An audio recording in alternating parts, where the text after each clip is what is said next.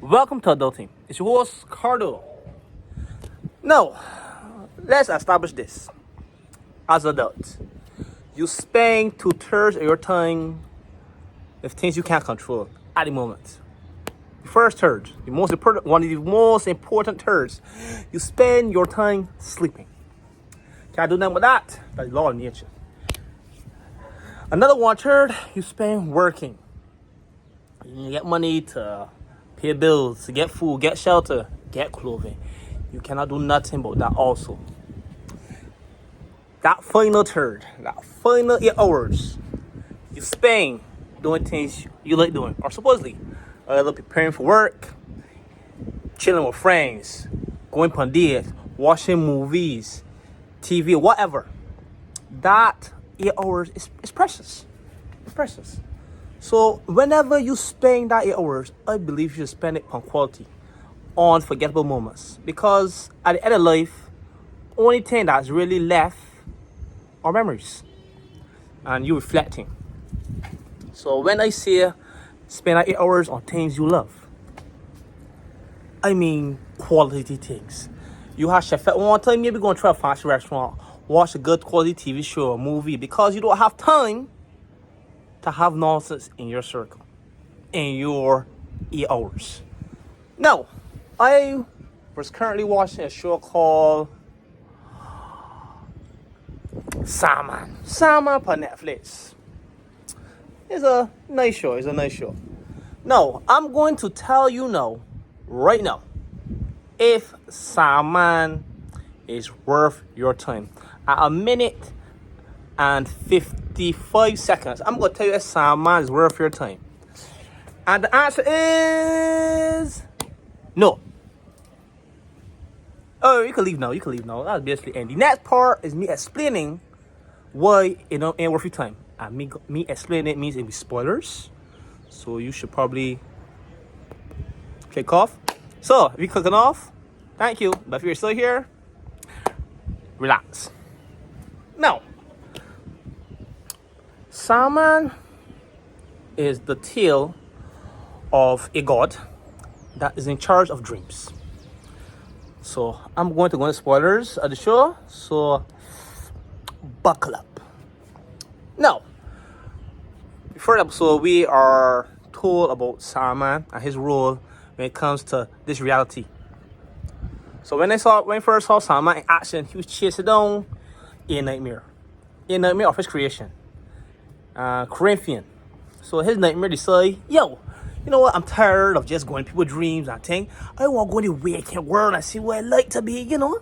Live my dreams, live my life. And his passion is killing people. Not surprised, but hey, I'm out there. All right, boom. So Mr. Sandman said, I can't let my creation out there killing people in the waking world. I gotta go and kill you. Okay, fair enough. Corinthians was a mere bad guy. I like that. A nightmare versus a dream. Easy. All right, like 10 minutes in the show, boom. My man, Sandman voice, I got your ass soul. I take you back to your dream world. And like, that was quick. Episode 1, Corinthians go dead. If you're right. In the background, they got this few gentlemen that lost their son.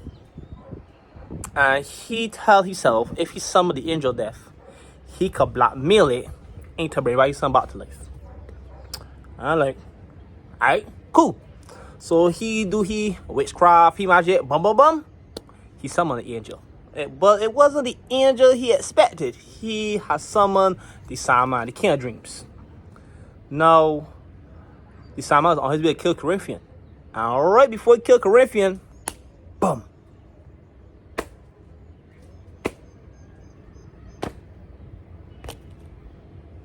The man gets Sandman. Alright. Now with this so-called spell, he couldn't escape, and the Corinthian went to my house one time. I don't know how Corinthian funny, but my funny. With my house one time voice, yo, this is rules to hold this man down. Blah. You gotta keep up. Blah. Keep the man get the whole playbook. Keep this man covered. Corinthian left. Alright, so the man that catch the Sandman, who thought he was injured death, but for now wasn't injured death, just hold it there. And this is the thing about it with the show. The first thing how it works, right?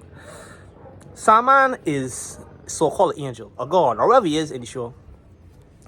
So he don't age, he don't die, he don't feel hunger, he don't feel fear. He just there though. I mean, like, he just there. He mean, like, they couldn't do nothing to him. He just, he just basically sat down there and waited though. So the rest of that episode have no importance. He waited 100 years until somebody make a mistake and forgot the spell that had him hooded. He escaped. Boom. He left. He killed or put to sleep the man that he captured. Not even the first man, the man's son. And yeah. That's basically episode 1. So he came, before he got captured, he came with a few tools. The tools were a helmet, a bag of sand, and a jewel. And they got lost in time because, he got captured for 100 years. So the next episodes now, it will be him trying to get these items. Now, this is the problem if I show it this. Right? When you have a series, I'm not expert, right? I'm not expert. Is to make your series more memorable. It's supposed to give you the feels. Because after watching Sandman, I'm going to forget everything about it in 2 weeks. Wanna why? For episode 2, no, to 5, it was the quest to get back the tools. Okay. Each task was equivalent. The struggle of getting gum off your shoe. Because the guy is all powerful, all strong. I mean, like, it was so simple in my opinion to get like items. There was no hassle. It was no thing. And Corinthian in the background, it wasn't like nobody trying to hold on to things. Corinthian just doing his thing until his time is to get F up. No, he got the sand relatively quick. Find a person that know the person I sand. Find she, how we sand. Simple. Helmet went hell. Beat the demon in a Dungeon and Dragon Van. He went to Satan and fought Satan in a Dungeon and Dragon Van. It was basically like this. So thanks, he established that he is not as strong as Lucifer, which is understandable because I guess in any universe is God and Lucifer. Anyway, so episode 3 when he went for his helmet, which was in his hell. Satan, the demon had the helmet, so he had to do a very interesting battle of I am this, and Satan was I am that. So this is equivalent of it. He will say, I am a snake. And that will affect Lucifer. Well, he gains snake marks. And then Lucifer will voice, I am a hawk. Which is like a counter. You watch Pokemon, right? Effective. So then he voices a hunter. And then Satan voices bacteria. And then he voices the world. And then Satan voices supernova. And then I think Sandman voices universe, and then see it voices afterlife, and then after that, he'd be afterlife. He said afterlife, right? So I was like, yo, boy, that's I mean, why just beat when there's no life? And then the Sandman voice, he is hope, and that voice, But if there's no life, how can there be hope? I mean, like, there's nothing, but. Forget the man win. My escape with helmet. Great son. No, for his jewel. His jewel was horrible a woman. And the woman hacked it. So when he went for jewel, it hit him. It hit Sandman. And then he got up. The woman using jewel tried to fuck up a few people. And then Sandman went for the jewel. And he got it. That was it. That's the first 5 episodes, though. Equivalent, this is what we talk about, right? He is all powerful. He's all knowing, or almost all knowing. So every challenge feel like a piece of gum per his shoe, though. He just. So there's no feeling of suspense. There's no feeling of thrill, and that's the first half of it. Now, we start up the next half of the series. So we put episode 5 to 10, and that's the first season of Sandman. Now, from 5 to 10. Sandman is depressed. Like he said, he felt like he gave tools though, and now he don't know what to do. And then it took a character called Death because they're other entities besides just dream. There's dream, there's death, despair, destiny. You want to see the okay? Okay, let's try. You know how death had to tell him that you need to realize that we do it for them. We do it for them. My problem with that, though, right? It's not the message. It's the regular message, like reminding him it's his responsibility. But he had been doing it for like a millennium. I mean, like, you now realize that your goal is to help the people. It told Death telling you this for doing for 20 years. That so she told him that little line. He get back in shoes. Now we got no problem. So now tell myself the new problem is going to be the Corinthian, which teased at the beginning. No, we have a new problem. A vortex around a person that could go into dreams. And I tell myself, is she gonna be a problem? She looking for she brother. More story, no. It was again a piece of gum for the man's shoe. It was so light. He went for, had another nightmare at escape. He find she quick. Disposed of she, and she won't be a dream, and he turned she to dream, and Corinthian. The big bad. He went to get the vortex because he thought the vortex part enough to defeat dream. Which was not, because if Dream wanted to end it, he could have killed her one time and then boom, this show is done. And so what happened with boy Corinthian butts up on a group of killers. Dream looked for funny Dream BT. I mean, he went to kill the vortex. The person that could go between dreams was a child, and like something gonna be so dark though. Like, say no, the guy killed the child. That'd be so dark. Because, you know, he is supposed to be in charge of dreams, and this person is freaking out the dream world. But then the man cop out though, the man decided that her grandmother was the original vortex, so he killed she. Right? It's just like, you know, his responsibility was tough. Nobody wants to see that happen, right? And in life, sometimes you have to make hard choices. And the man cop out. If you're not going to pull the trigger upon such storytelling, do not risk it. Do not risk putting yourself in there. It feels as a cop out where there was no other alternative. You had to do it, and then you cop out by saying the girl took out the vortex out of she. They get the grandmother, which originally belonged to her, to kill the grandmother.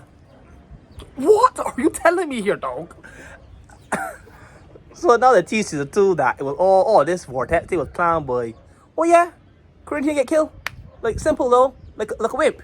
Like, no fight, nothing. Like, in my defense, in the initial defense, like, Corinthian was a part of Dream. So, but you do not establish the man as an antagonist, and then he can't do nothing. Nobody could do nothing to Dream. It was pointless. So Desire, well, another one of them 5 members was the part behind the whole vortex scene. Dream come, but the man playing his voice, yo, don't fuck around no more, and that was it. A piece of gum though. You know what's the equivalent of? This is the equivalent of Superman in the world of Batman. It's nothing. Superman could finish all his problems in a day. And that's basically Sandman for the whole series, dog. I mean, like, nobody was thinking, my cousin said, my cousin slow burner. And this is slow burner, dog. There's no truth. Imagine Breaking Bad.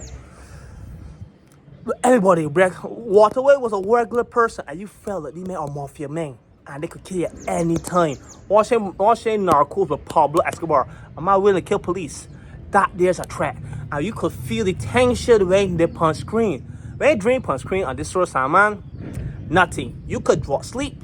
Because there's nothing that really could happen that really could affect Dream that sorry. Because he's too powerful. It's not satire like One Punch Man. We could laugh at it. They're taking themselves seriously. And telling you these people are actual threats when they're not. And that is a show you cannot do it, because that is a waste of your time. There are far better things out there to watch. Alright, that's my review on Sandman. It is visually pleasing. Let's talk about pros. It's visually pleasing. You will love what you see. It's very good CGI and thing. But when it comes to story, when it comes to implementing good bad guys in the story for Sandman to face, it's not cutting it. It can do better. Alright, it's your host Cardo.